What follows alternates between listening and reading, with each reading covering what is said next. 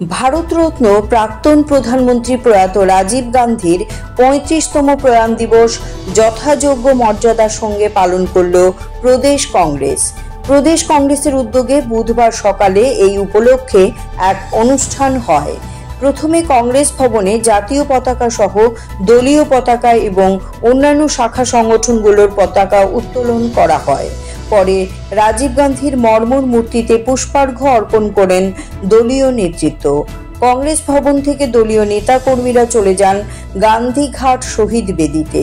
সেখানে রাজীব গান্ধী সহ দেশের অন্যান্য প্রয়াত নেতৃত্বদের প্রতি শ্রদ্ধা জানানো হয়।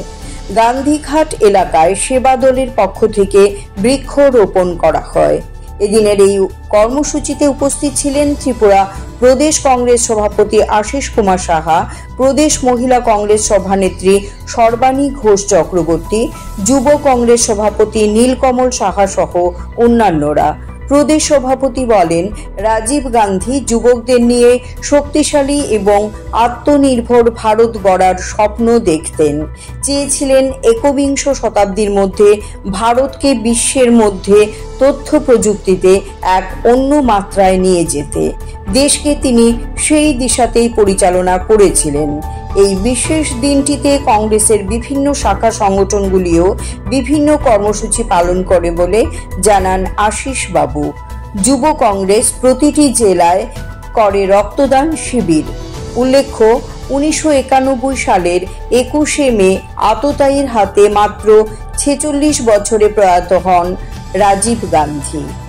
ভারতরত্ন প্রয়াত প্রাক্তন প্রধানমন্ত্রী রাজীব গান্ধীর ৩৫তম প্রয়াণ দিবস। এই দিবসে সকলকে আমি প্রদেশ কংগ্রেসের কর্মসূচিতে আহ্বান রেখেছিলাম। সমবেতভাবে আজকে আমরা প্রয়াত নেতার প্রতি শ্রদ্ধাঞ্জলি অর্পণ করি। দেশের যুবকদের নিয়ে যিনি স্বপ্ন দেখেছিলেন শক্তিশালী, স্বতন্ত্র এবং আত্মনির্ভর ভারত গড়ার, প্রয়াত প্রধানমন্ত্রী রাজীব গান্ধী দেশকে তথ্য প্রযুক্তিতে একবিংশ শতাব্দীতে সমগ্র বিশ্বের মধ্যে ভারতবর্ষ একটা বিশেষ রাষ্ট্ররূপে গণ্য হবে, এই দিশায় উনি দেশকে পরিচালিত করেছেন।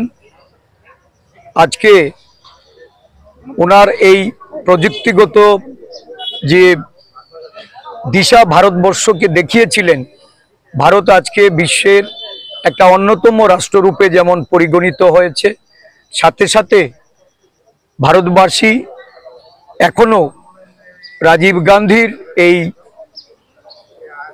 যে প্রয়াস, এই প্রয়াসে দেশের যুব সমাজ যারা সমগ্র বিশ্ব জুড়ে আজকে দাবিয়ে বেড়াচ্ছে, রাজীবজির এই স্বপ্ন পূরণে ভারতের যুব সমাজ আজও ওনাকে স্মরণ করে এবং উনি ভারতবর্ষের মাটিতে এখনো ততটাই প্রাসঙ্গিক যতটা উনি জীবদ্দশায় ভারতবর্ষকে একটা অন্যতম সেরা বিশ্বের রাষ্ট্ররূপে পরিগণিত করতে চেয়েছে। ওনার প্রতি আবারও শ্রদ্ধাঞ্জলি অর্পণ করে ওনার এই প্রয়াণ দিবসে প্রদেশ কংগ্রেসের পক্ষ থেকে সারা দেশের সঙ্গে বিভিন্ন কর্মসূচি উদযাপিত হচ্ছে। আজকে যুব কংগ্রেসের উদ্যোগে রক্তদান শিবির হবে প্রতিটা জেলায় জেলায়।